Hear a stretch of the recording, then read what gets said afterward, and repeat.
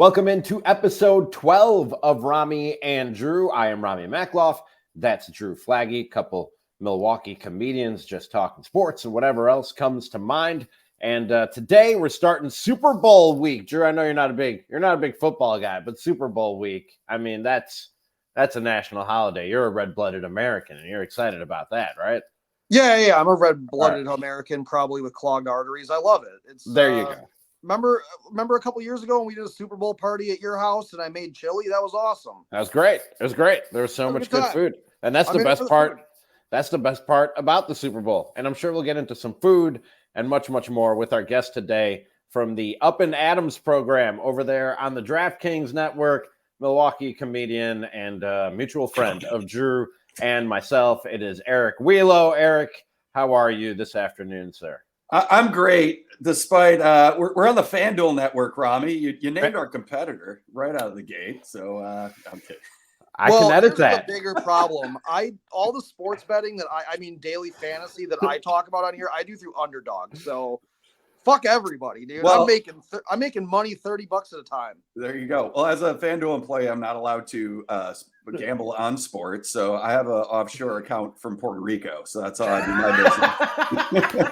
You're like the Pete Rose of like network TV.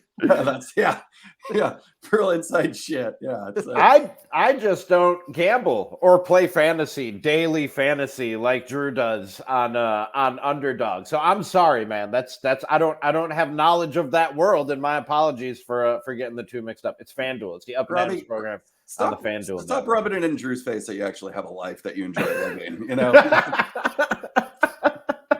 What do you mean, dude? I'm watching out-of-market basketball games. I'm watching the Sacramento Kings. I'm watching the Portland Trail Blazers. Jalen Green has become one of my favorite players in the NBA. Wielo, do you know what team he plays for? It's the Houston Rockets. I have no idea. No, and they have two of them. They have two Jalen Greens, don't they? No. Who am I mixing them up with now? I'm just fucking everything up today. Yeah. There's a team that has two guys with the same name, Drew. Help me out. Well, you're probably thinking of Detroit, where they have like a bunch of Jalens and Jadens. They have a Jalen Durant. This is a waste of Eric's time. Eric, and I know we got you here to talk the Super Bowl, and I actually might put some daily fantasy wagers on the Super Bowl. We can talk about that later if we want, given that you are here with FanDuel. But I know you are a Milwaukee native, and the Brewers have been busy, and you're a big Brewers fan. Any thoughts on the Corbin Burnes trade? Craig Counsell going to the Cubs? Like, a lot of people are saying this is a rebuilding year for the Milwaukee Brewers. I told Drew the other day, I think they can compete this season, even with the moves that they've made. Well, yeah, I mean, they can compete, and I love the Brewers, but I like to call us the good enough gang. That's what we do. We never do enough to actually win this shit. And with the Corbin Burnes trade, I mean, we're a poverty franchise. That's just simply what this has become with the Brewers. I will say it to their face. I'll say it to Matt Arnold's face. Poverty moves, poverty franchise, poverty results with this team. I mean, come on. I think we could compete, right? You go get Rhys Hoskins, and then you trade Corbin Burnes. Like, is the window closing at this point? If we keep Corbin Burnes, like, I think it's closing, right? And Adames, he'll probably go, right? He's probably the next one. Devin Williams. That was the latest rumor that, they're shopping him maybe. Well, the problem with... You go ahead. You're the guest. No, I'm just Somebody go ahead.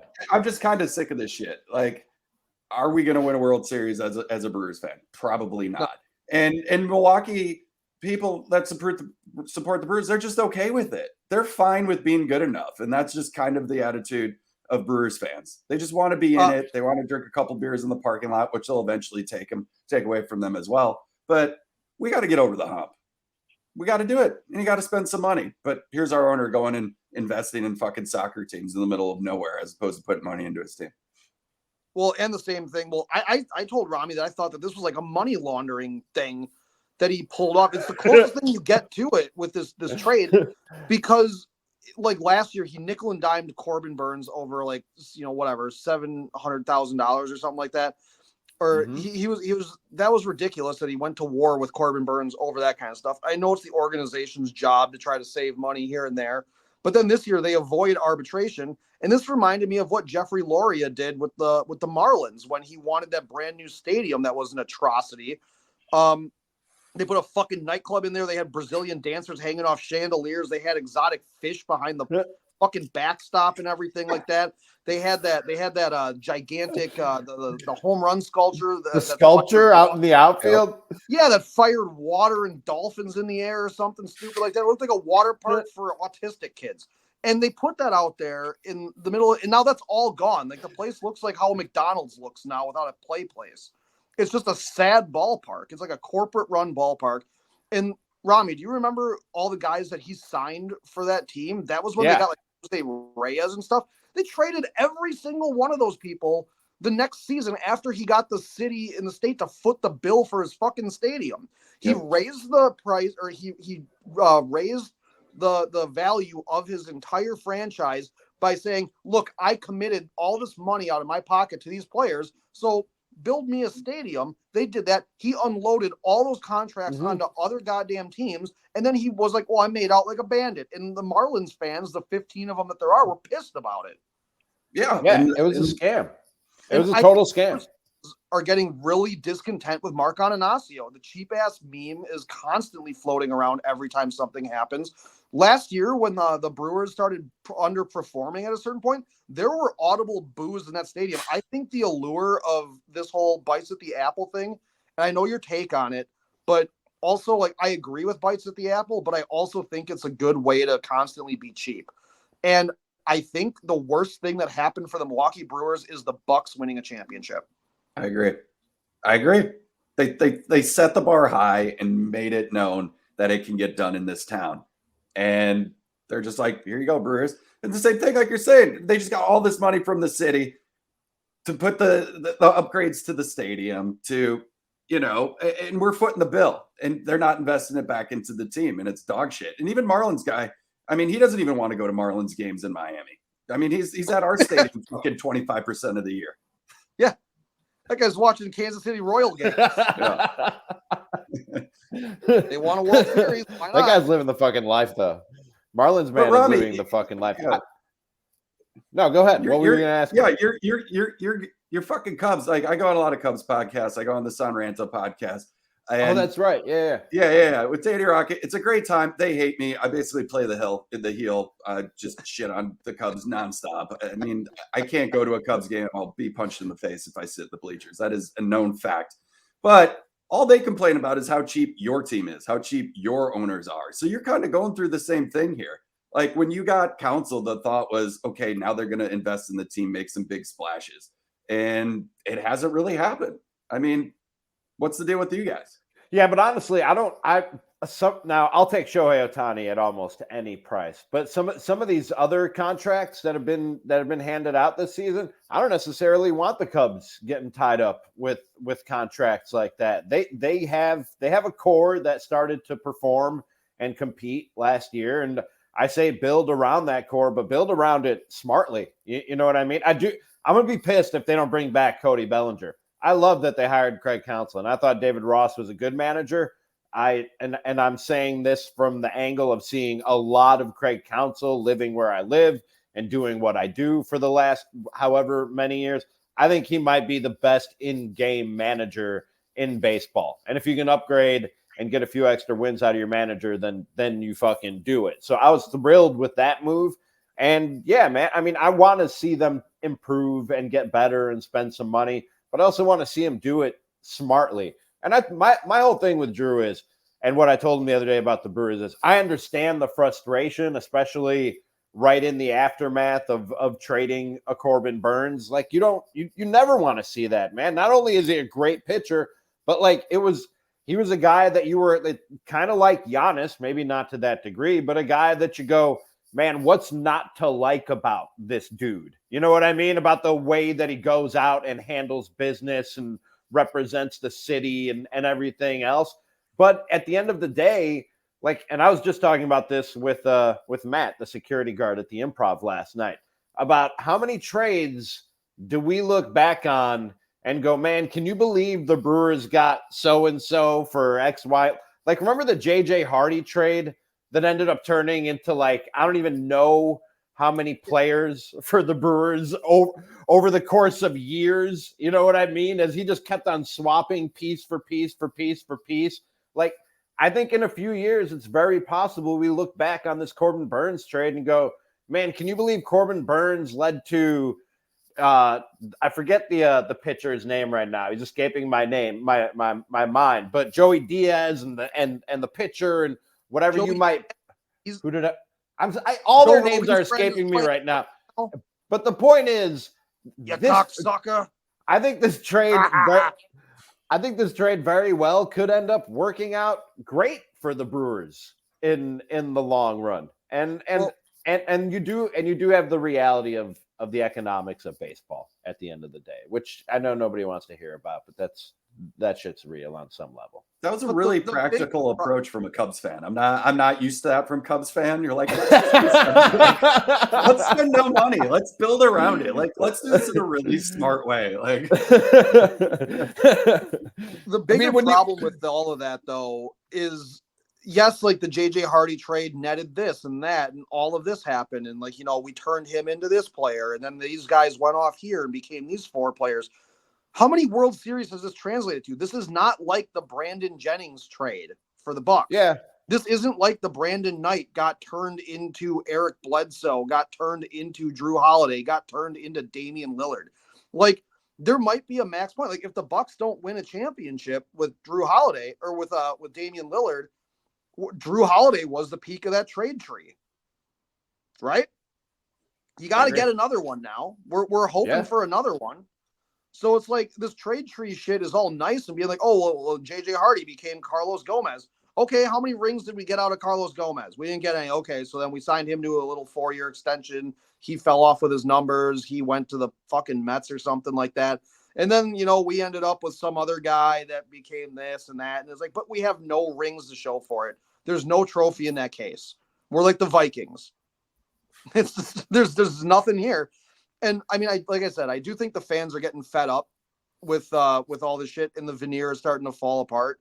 And a lot of like the older fans, and like older, I'm saying by like guys like me and Wielo, like we're in our 30s. We're not that old, but like we're sitting here and it's just a party night on Friday nights for the college kids, and good for them. They deserve a night out. Go to the park and drink a whole bunch and shit.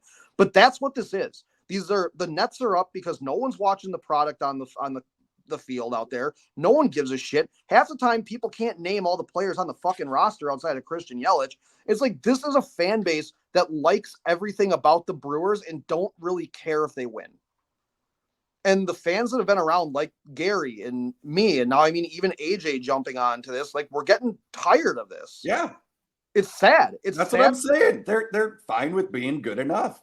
Yeah. They just want to compete, and it's bullshit. I want more out of our fans. I want them to hold the Brewers to a higher standard. They have to. If we took all the shit away from everybody, like all of like the Marlin shit, you take away the Brazilian dancers, you take away the fucking sculpture, you take away the fish tank. What do you got? You got a sad franchise out there, and you take away Hank the fucking dog. You got rid of the Hank the dog of managers, Craig Counsell. You got our cute little Bichon manager that we had out there.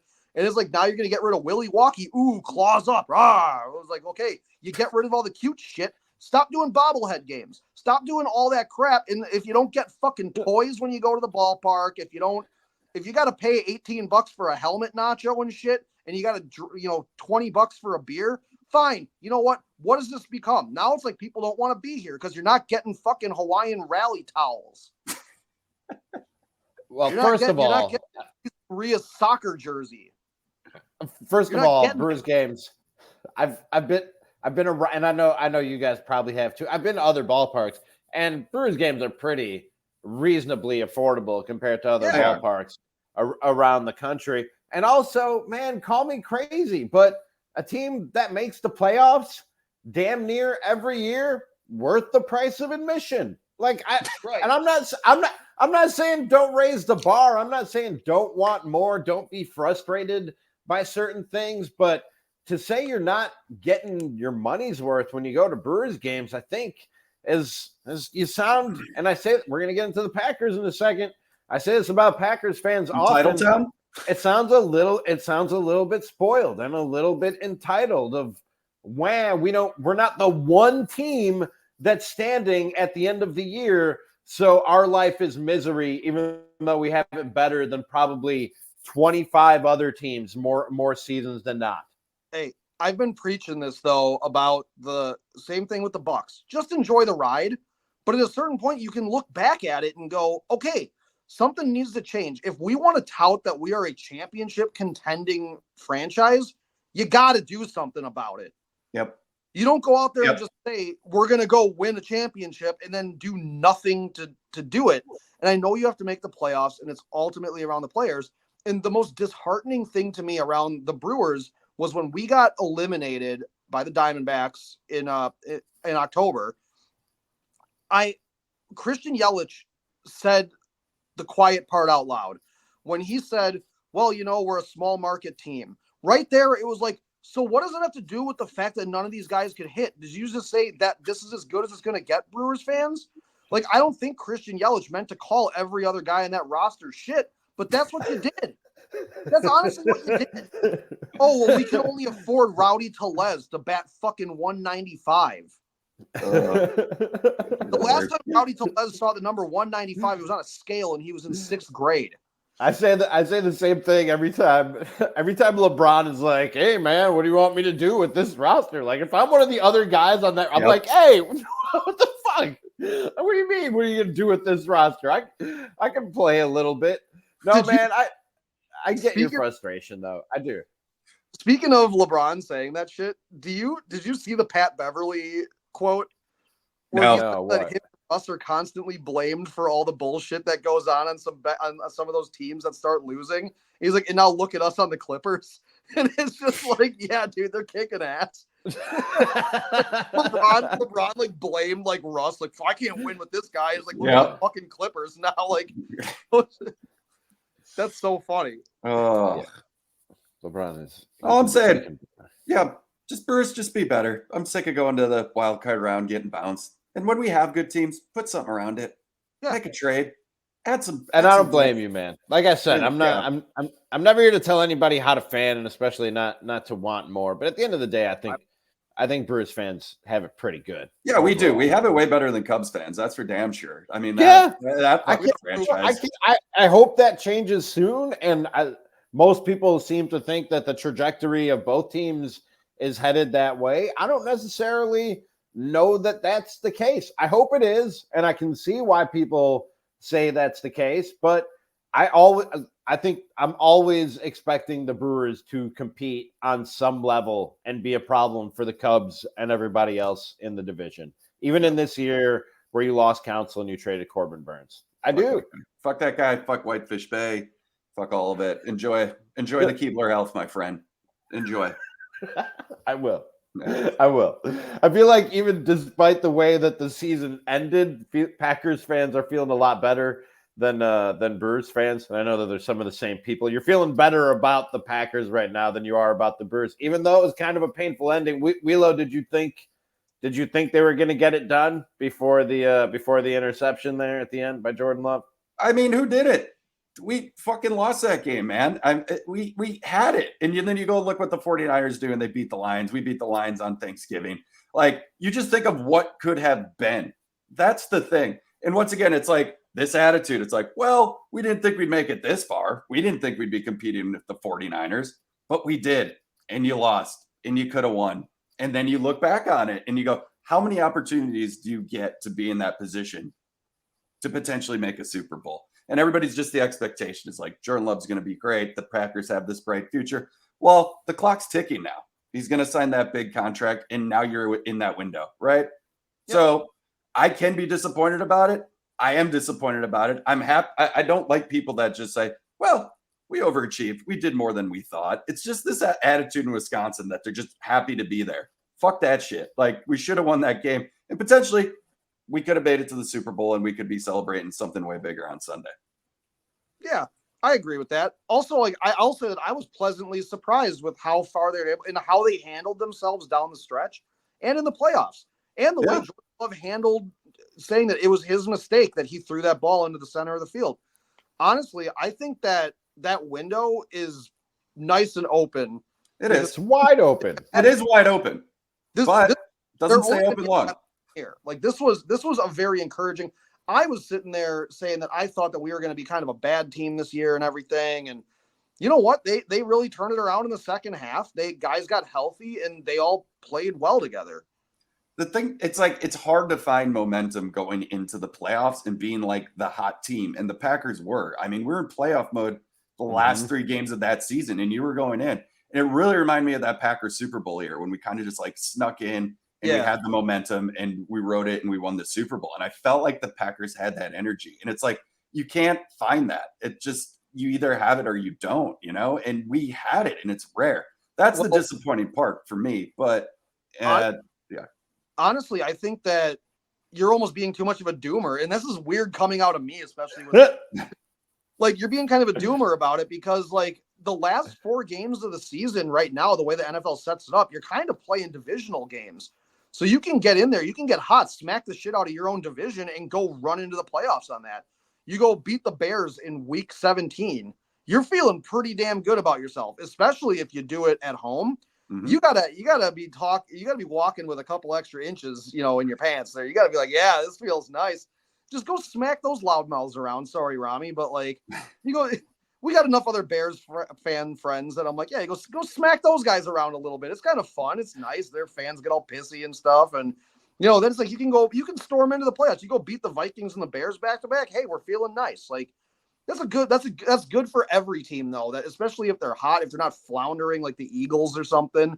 Like, I think the Packers showed they got a lot of great character guys on that team and they're actually able to make a run again, like and coachable players, man. That young talent is amazing on the offensive side of the ball, and now it's like just building around it. I don't see the Packers doing it, but I'd love to see us free up some cap space and go get a veteran wide receivers. Go make a stab at Mike Evans. Go try to get a T. Higgins.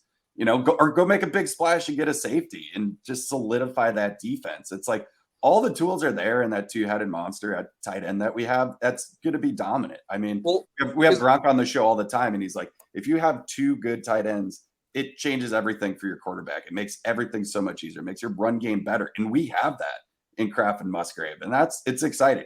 And now that we know Jordan Love is it, I mean, just saying, man, he's got to get 2. We can't have another 15 years of one fucking Super Bowl. You guys are so fucking spoiled.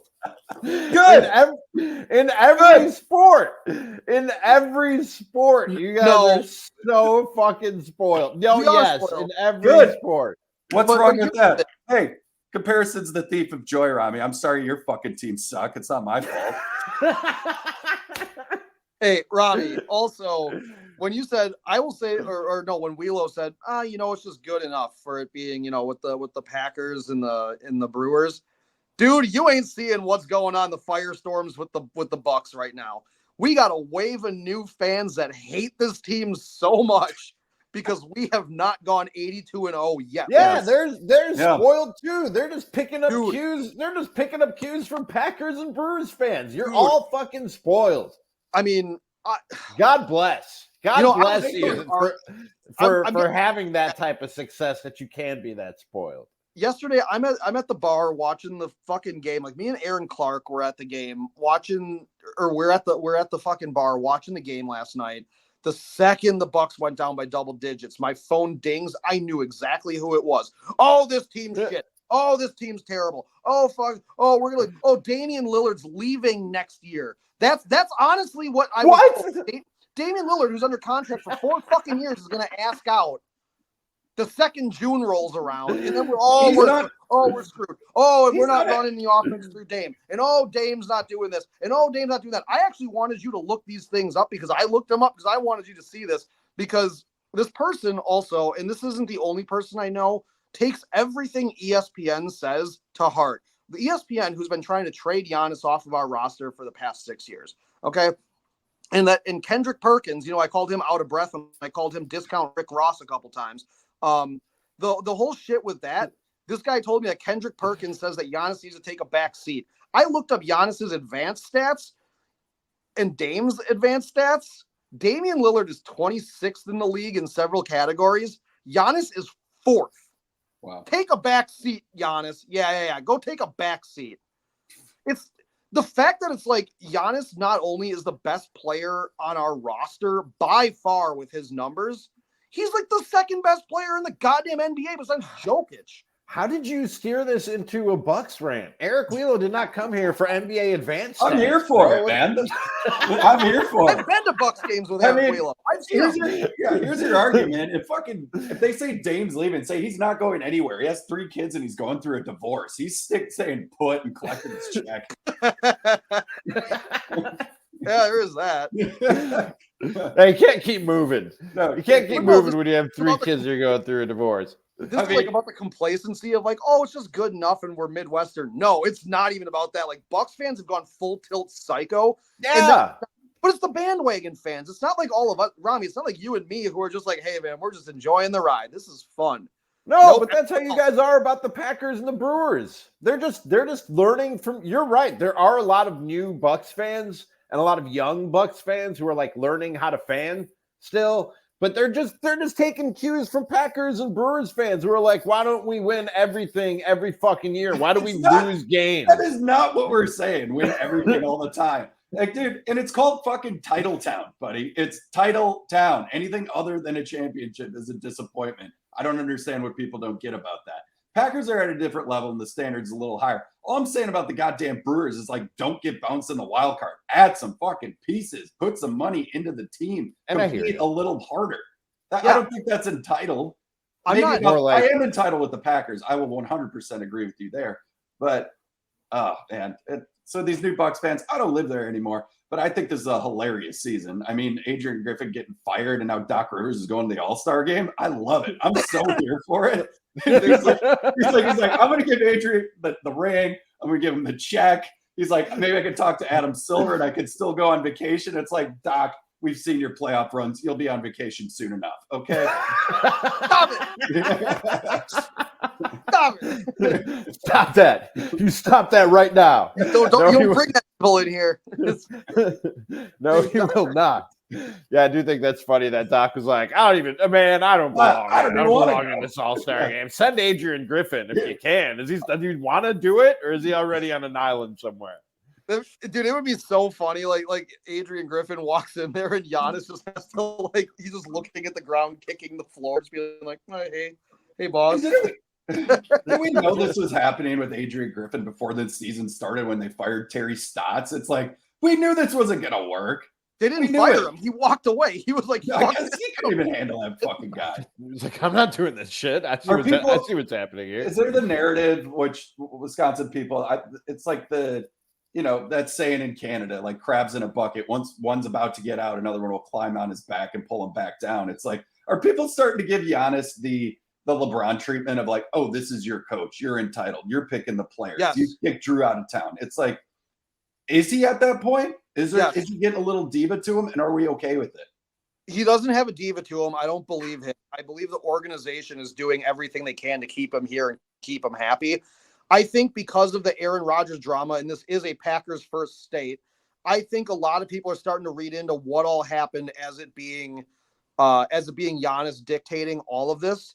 But like when Giannis said, I need to win, or I want to be contending for championships, I think you were contending with Drew Holiday this year. You absolutely were bringing back your core. But Damian Lillard became available on the trade market, and you're going to add a top 75 all-time player, the guy who's 5th in the league right now in three-pointers made. What is he in defense? Actually, not that bad. Like really? Okay. No, like if you actually, again, when I looked up advanced stats, Damian Lillard is not. He's like the shots against when he's defending on ball. He's actually got a better shot percentage against than Drew Holiday does by 2 points. So he's at like 42% or whatever like that. But Drew Holiday's at 44. Like Drew Holiday has absolutely lost a step on defense too, but also doesn't give the Celtics the bang on offense. The problem is we're relying on Damian Lillard to score a shit ton of points. Like last night, I don't know if you saw, he went 10 for 11 from the floor, 5 for 5 from 3, scored 30 points. Yeah, it was the hot game we needed for him because he has some cold streaks where he can't hit a shot, man. Like, yeah. And that's what we need out of him. Like, honestly, that's the guy we traded for. That's the guy that we need. Obviously, you're not going to go 10 for 11 every single game. Yeah.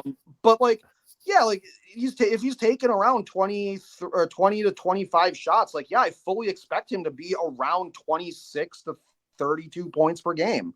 And Drew, I've told you this. Chris Middleton is already back to form. He's the best. He's the best mid-range shooter in the game, and he's got his stroke back. Giannis is the MVP of this league. If Dame gets back to being Dame, and they figure out how to like mesh him into what they do already, they don't have to be great defensively with those three guys, and the way they'll be able to score with those three guys once they get things clicking, like hold teams to 120 and maybe even 125, and you probably win more nights than not and can make a deep playoff run. So, Wielo, I brought this up to Ramie when I was driving home from work because I had our stats guy, which was me, look this up on my phone. Since Adrian Griffin was relieved of his duties, as we say, because he was burdened with glorious purpose like Loki, they got rid of him. And in the 6 games since he was relieved, our defensive rating is 112.5. That's good enough to be 9th in the NBA. That's how good our defense can be. It can be. This is a 6-game stretch, and Brook Lopez did not play last night. Didn't play last night. But my thought there is I'd like to see that over a 20-game stretch and see where those numbers are at, because these players have to prove that getting rid of Adrian and advocating for him to go and get into a better coach in there, they're definitely playing harder on defense to prove a point. Yeah. How much is that Doc and how much is them just trying harder on defense? Well, probably a combination of both, but it's a lot, man, because we have more money in coaches, and it's like 3 times the Brewers. Yeah, they're paying three full seasons they're paying 3 full seasons of head coach salary right now. That's a huge investment, and Doc being the guy, it has to work. It has to work. It's gotta at this point. It has to this year, next year. It's gotta. It will.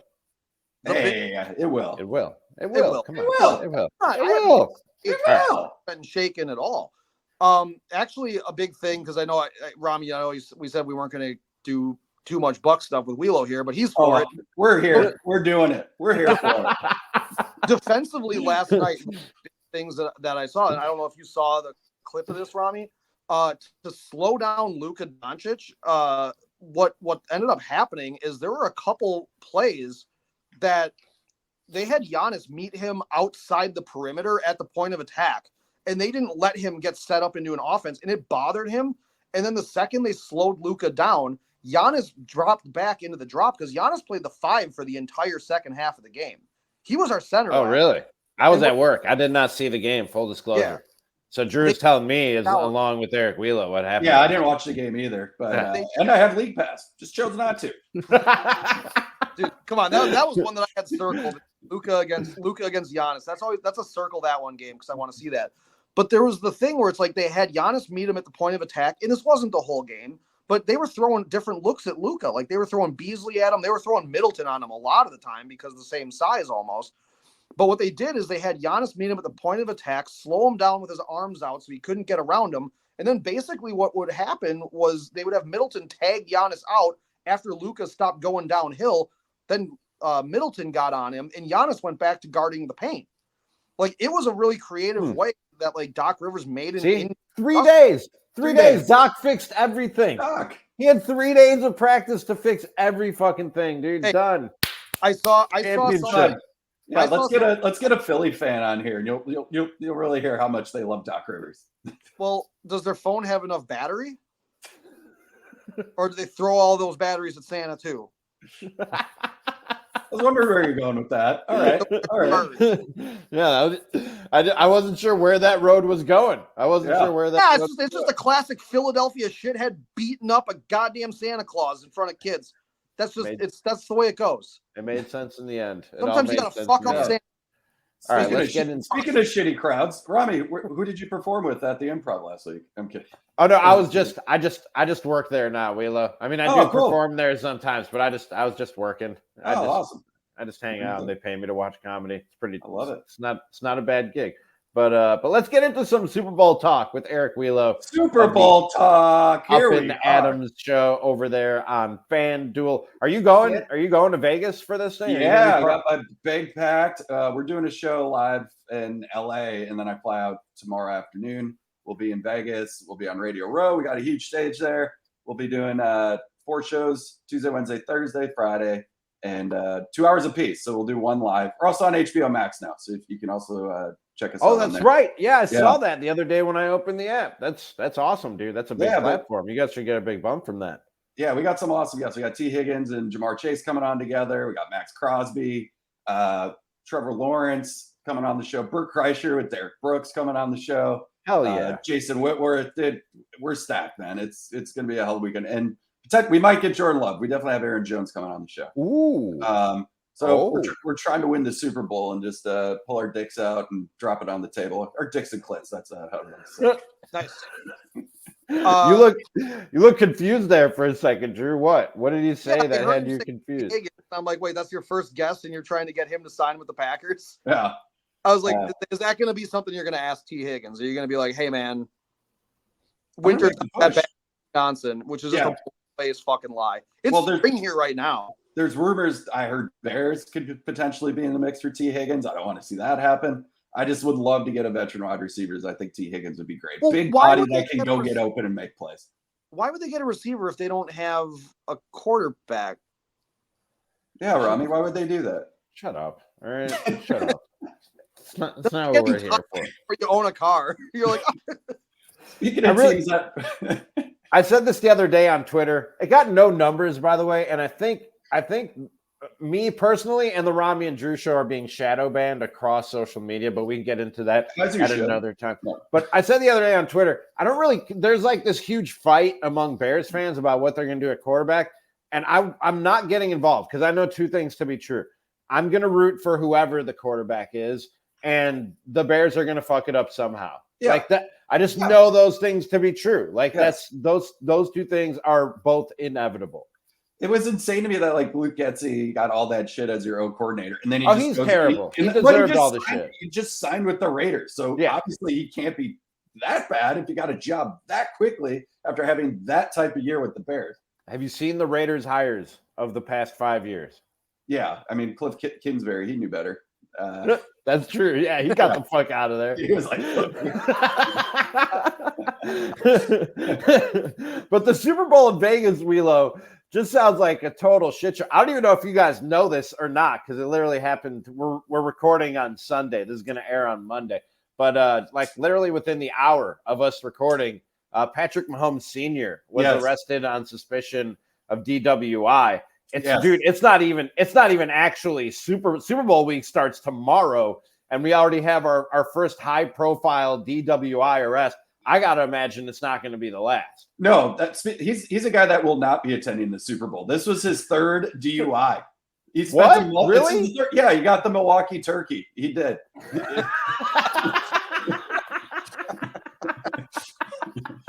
Yeah. Oh, I had no idea. You know, you got to be real. I said your first DUI is like a Milwaukee bar mitzvah. It's like it's your right. Oh man, I saw that news and I'm like, buddy, get to Vegas and do it there. Like, do you know how big of a piece of shit you have to be in the Mahomes family to be worse than Jackson?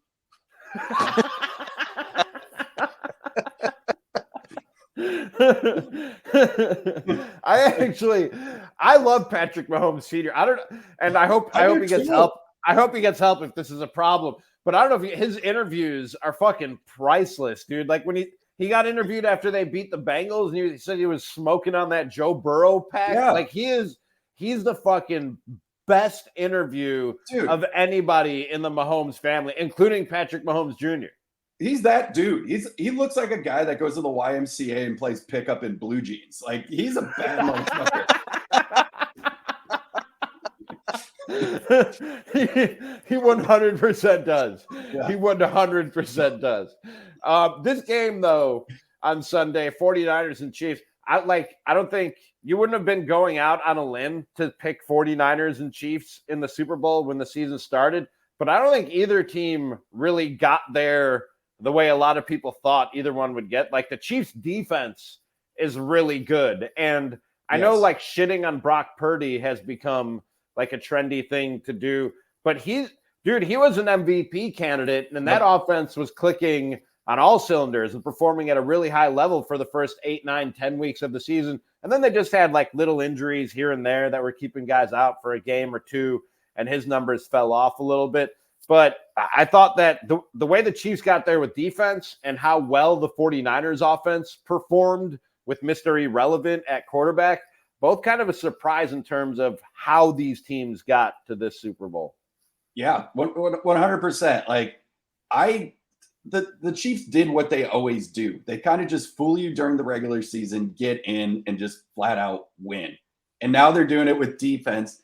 And they call Brock Purdy game manager, but like this is Mahomes managing games in a way like he doesn't have to win it by himself anymore. He knows he can rely on that defense. He doesn't need to go out and make a splashy play. And he's even said as much. It's like, this might be, I don't know. Everybody's like, this is the weakest the Chiefs have been going into this game. But is it? It's just a different Chiefs team going into this game. Yeah. And then with the 49ers, I mean, the Purdy shit, like if he beats the Ravens in that game, he does win the MVP. He was one win away. And the system quarterback, you know, he has a ton of talent around him. Well, that's the thing. Oh, he's only good because he has all his talent around. Who doesn't want a bunch of talent around you? Right. Who cares? That guy just gets it done. And he did it against us. He won that game in the fourth quarter against the Lions. Dude's a winner, man. I am excited for the Super Bowl. This is going to be a great matchup. But I will say the one thing I'm going to be looking at is that run game defense for the 49ers. It stinks. And I think Pacheco's going to go off. They're going to run all over that team. That's my prediction for this. I love watching Pacheco run the football, man. Runs angry, man. He rules. It's fucking great. Yeah. I've seen people say he runs like a pug. Like, you know how pugs, like, they just fucking they just kind of scoot along. That's what he does, but he does it fast and he does it violently. And I fucking love it, dude. It's fucking great. It's outstanding. I have to ask this. This is partly an interview about the Super Bowl. Where do you stand on Taylor Swift? Are you annoyed, or are you annoyed by the people who are annoyed by Taylor Swift being on TV for like 35 seconds of a football game? Like most things that piss people off, I feel nothing about it. I don't feel anything about Taylor Swift. It's just somebody living their life and they're in love. Like, who gives a shit? Go get a hobby. Go do something with your life, you boring fuck. Like, this is consuming your thoughts and conversations with friends. Like people that stop drinking Bud Light, like go get a life. And you probably should have when you lost custody of your child. It shouldn't have been some trans person fucking drinking it, you piece of shit. Okay? It should be that you have no friends and your family hates you. Maybe that's why you should stop drinking Bud Light. Honestly, I want to say I'm more interested in seeing whose tits look better. Is it going to be hers or is it going to be Jason Kelsey's? Because Jason Kelsey's up in that booth too, and that boy's partying. I love some Jason Kelsey up there, man. I love that guy. You know what I love about him? He's a dude who doesn't give a shit what his brother's girlfriend thinks. That guy is like, I'm taking my shirt off, I'm fighting a Bills fan, and I am hammered. That guy fucking rocks. That guy is a dog to the day he dies, man. That guy is Did you guys hear what he said to his wife before that game? Because she was like, you have to be on your best behavior. Taylor Swift is probably going to be in our booth. He said, babe, I blacked out drunk and passed out the night we met. I think I'm going to be all right with my first impression for Taylor Swift. He proceeds to take his shirt off and King Kong out of a window, dude. He was throwing barrels at people. He was taking shots out of a bowling ball with Bill's Mafia in the parking lot before the game. I love that. He's amazing. If he goes through a table, I mean, he just wins the year, and it's only January. You know? I want him to retire. If the word is he's going to retire, it sounds like that's the case, just so we can get more of this. I want more off the field Jason Kelsey than I want on the field Jason Kelsey. Agreed. I'm hearing Thursday Night Football is barking up his tree to potentially join with them. Okay, but we'll see. Be allowed to drink. He's got to be allowed to drink during these games. Yeah, I think everybody should be allowed to drink during these games. Just Yeah. all analysts. They should just be blackout drunk before they go on the air. Just I like would Harry love all Carey the- back in the day. Just make good both baseball. dudes on the Fox NFL whatever. Most of those guys got brain damage anyways. So let fucking Michael Strahan have a couple drinks. Yeah. Give him a bendy straw. It'll fit through his teeth. I don't give a fuck. Get hammered. It's awesome. The Fox broadcast, I watch that and it just feels like everybody's on opioids. Like it's just so lame. They got a football to kind of fumble around with. Otherwise, his hands are just gonna shake like crazy. Like that dude is like losing one brain cell away from running for office. That guy is fucking gone. How does Phil Simms still have a job? Can we? That's just random. I'm just saying it. I didn't plan on saying that, but him and Boomer, it's the same guy. Come on. I stopped watching pregame shows, man. I watch NFL Network if I'm watching any pregame show with Rich Eisen and all those guys. I watch Inside the NBA because Charles Barkley's the fucking GOAT. Like, that's it. There's no way. It never gets better. It never gets better than Chuck and Shaq, dude. Yeah. Ernie's bow ties, those rule. Ramie. Yes. I'm sidetracking, not because what you were saying was boring, Drew, but I'd rather talk to Ramie. Have you been on Radio Row? Have you done a Super Bowl in your? I've never done Radio Row. No, I've been a producer back in the studio for Radio Row, but I've never been on Radio Row. I have not done that. Every station I've worked for has been too cheap. I saw Horvath on Twitter. It looked like he was on a flight, so I'm assuming he's going to be there. So I got to try to link up with him.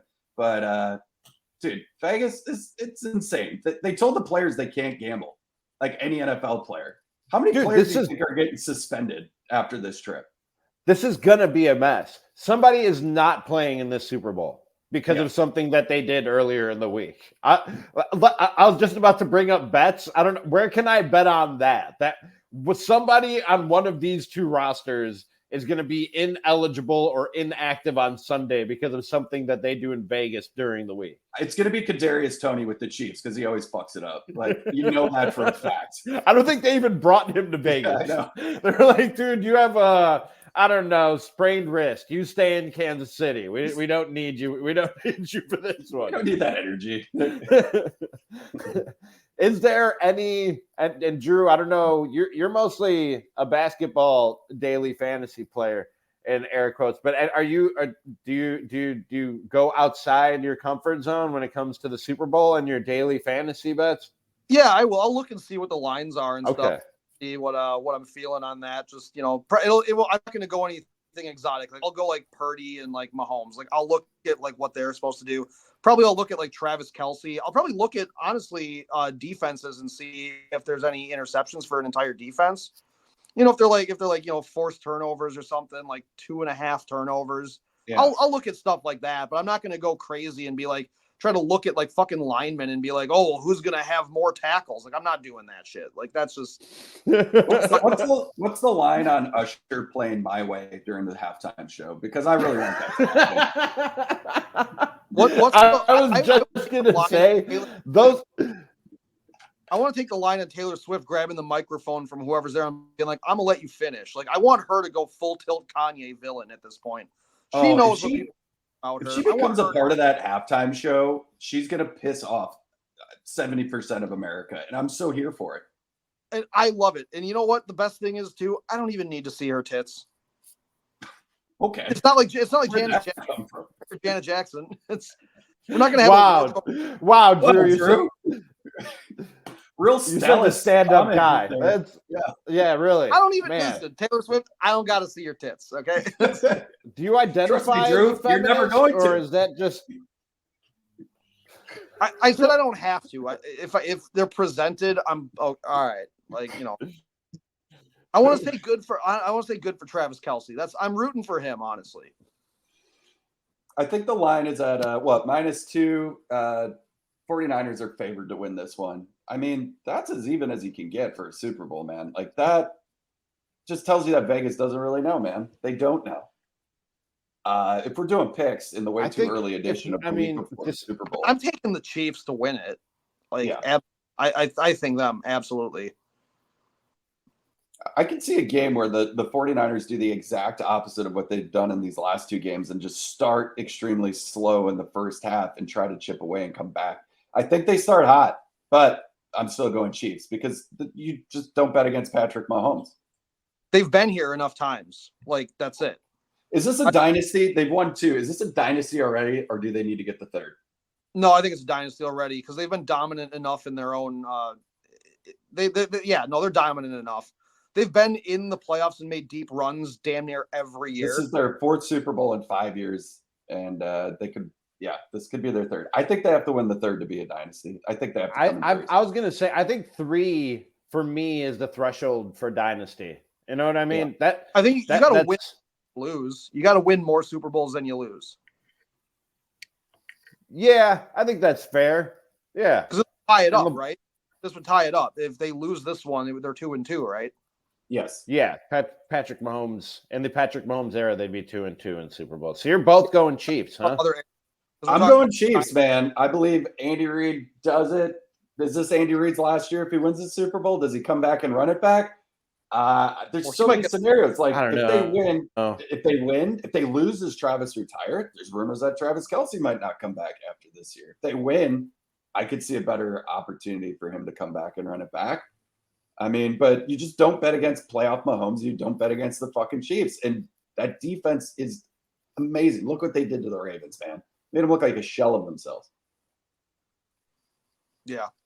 Yeah, I didn't out like that. I always just root for, like, unless I have a vested interest in it, like the Bears are in it or the Packers are in it, and I want them to lose terribly and get embarrassed on national TV. But I just root for like an awesome, like entertaining and close football game, and I don't see how this is anything other than that with these two teams. Again, I'm not a bettor. I might play a little daily fantasy on FanDuel or elsewhere in this game for the but other than that, I'm really not a gambler. I just want like a kick-ass entertaining game for 3 hours, some great commercials. That, by the way, can we talk about I hate this fucking trend. I hate this fucking trend of Super Bowl commercials leaking, and they're not even leaking. Like the companies that buy ads for millions of dollars put this shit out on Twitter and social media 2 weeks before the Super Bowl. What is the point of that? Can we not have anything like where we all see it at the same time for the first time on Super Bowl Sunday? Why are they ruining the Super Bowl with stupid shit like that? Am I the only one? No. Why are they ruining the Super Bowl with not funny commercials anymore? None of them are funny.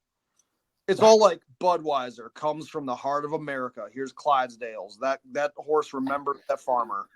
The fuck? Do you remember the Nationwide commercial where like they had the little kid and he had like he was like, this is my best friend and I'll never get to go on an adventure with him. And then it's like, and I'll never know what it's like to kiss a girl. And there's like a cootie or whatever. And then it's like, because I died. And there was like an overflowing bathtub. Yes. Do you remember that? I do remember that. Yeah. Yeah. I do. I think that was 2 years ago. Like it was more. It was like 6, dude. Like it was a ghost talking to us, trying to sell us a fucking car for 90 seconds. I was at my parents' house. It was seriously Nationwide insurance. It was like an overflowing bathtub, like this kid drowned. You know how hard it is to drown a 6-year-old in a bathtub by themselves? Like your body. No, I don't. Well, I don't know how hard that is, and I'll never find out. Swerve, yeah. Okay. They're rascally. But no, like this kid, like he fucking drowned in the bathtub. I remember just looking at my parents, like, because I was at their Super Bowl party, and I was like, Nationwide, because that kid died, and like that was too dark for the parents, dude. That was rough. Oh, speaking of death, we're doing FanDuel. Gronk's doing we're calling it the Kick of Destiny 2, where Gronk's kicking a 25-yard, trying to kick a 25-yard field goal live. And it's right before the Super Bowl starts. It's our commercial.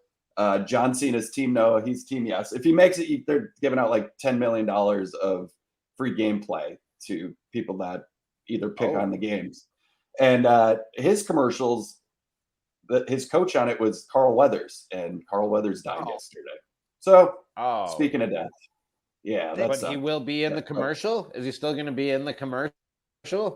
No, because it's live, so he will not be there. And I think we. It's live. I'm sorry. Yeah, I missed that. So he missed it last year. Yeah, Gronk missed it last year. Yeah, he shanked it last year, right? It wasn't even close. Didn't he? Like it just went. there was so much wind. It just took the ball. It looked great, had the length, looked like it was going to split the uprights, and it fucking hooked, man.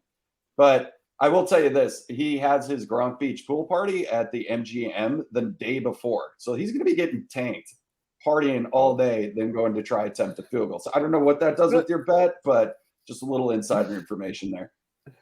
Wow, did you like the Martha Is Gronk fantasy?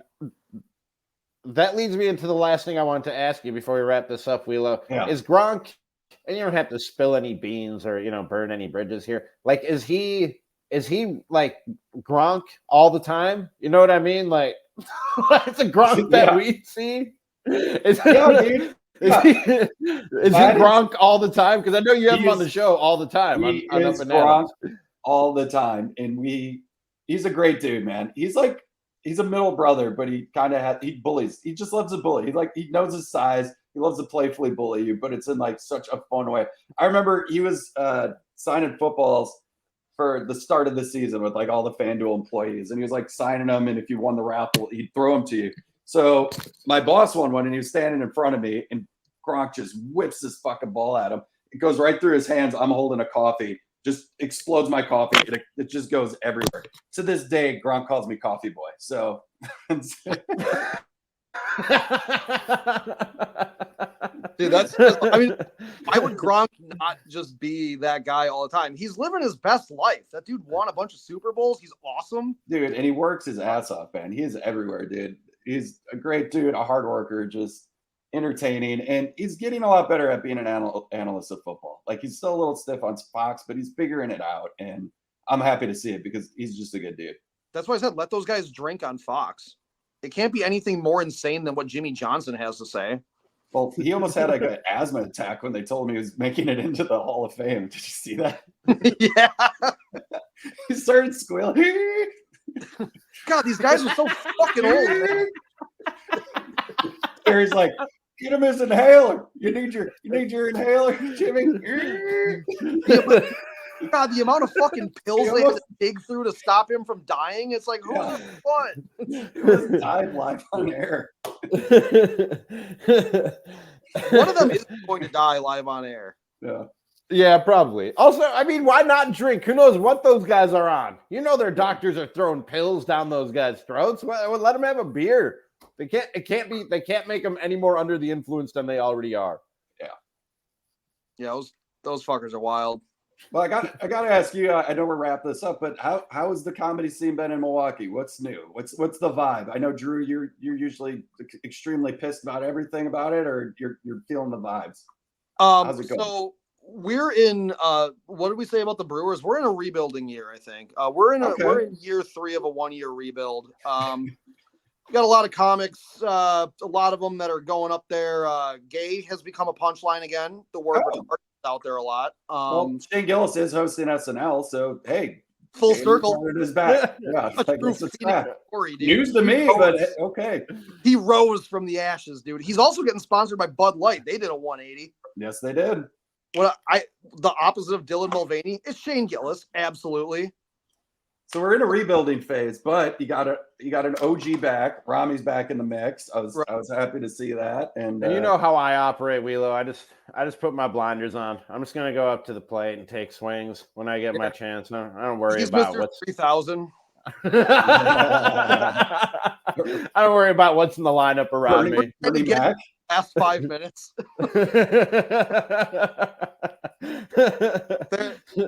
Man. Yeah, I mean, thank God none of them watch this podcast. They're all bad, except for me. They're all bad. They are not. They're not all bad. No, like we still got like AJ and Gary. They're good. Yeah, we got plenty. We got Reagan. Reagan's good. I was just hanging with David Lewis out in LA. We had a nice night at the Improv. Tied it on. Great dude. We had a lot of fun. I was sad to see him leave Milwaukee, but he's doing some great things. He was doing a Netflix showcase out here at the Comedy Store and freaking crushed it. And I was so proud of him, man. So, man, rebuilding year, but I'm requesting. What's up? I'm requesting a trade like Damian Lillard. I'm supposed to be here for 4 more years, but hey, come June, Fuck this place. To Portland? Where are you going? Where are you getting traded to? Fucking send me to Nashville or something. You're telling me don't go to the Laughing Tap on a Wednesday because it's a rebuilding year. No, you should go because honestly, it's like the best open mic. So like, yeah, you should go. And you'd be making it better. You know what I mean? Yeah, there we go. Well, we'll see. You haven't seen my new shit yet, so be the change. Drew told me last week on the show, be the change you want to see in the world. You know what I mean? love that about that. I love that, Drew. I was doing the show from my bathroom and I was reading posters out loud. I also told him to hang in there.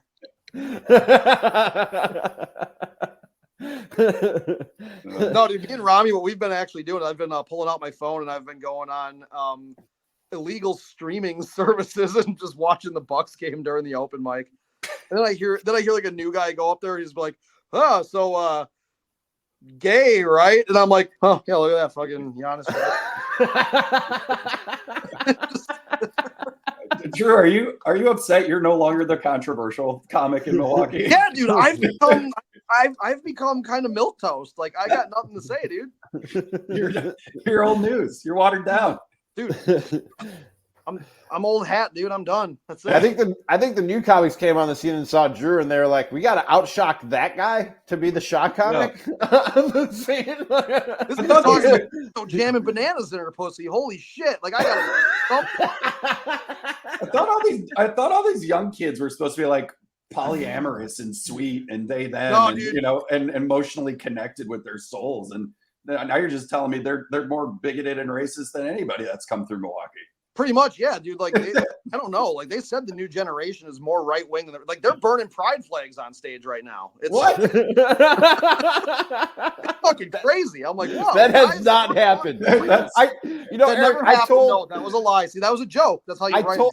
Told Drew that this can't just be some Aaron Rodgers on the McAfee show fucking free for all. I can talk. Like, he has to be careful about the things he just throws out there like that. I do it at the end. I do it at the end of the show purposely. I figure that people are tired of my voice at a certain point, so it's like, yeah, like the last show I did say I couldn't definitively prove yes or no that Mark Ananasio was on Epstein's Island. I don't know. No, he wasn't. He wasn't. I have to scream and interject and say no, he wasn't. Do you have the documents in front of you? Whoever's listening, whoever's ever on hour 2, an hour and 2 minutes into this podcast, trust me, that person believes in conspiracy theories and burning gay pride flags. Which is why you have to be careful. He's got like the camera angle, like where he's sitting there like this. Like, yeah, the Clintons, they did it. Yeah. It's just... We knew where he was on January 6th. He's in a darkly lit room so the FBI can't track him with a fucking tinfoil hat on. All right. Then that's usually when I just wrap things up, when I see Drew going down this road. That is Eric Wielo. You can catch him. And by the way, man, you're getting a lot of screen time on the Up and Adams show, which is fucking great. You make the show better. You're in like every clip I see on Twitter. So I think that's great. It's great for you. It's great for the show.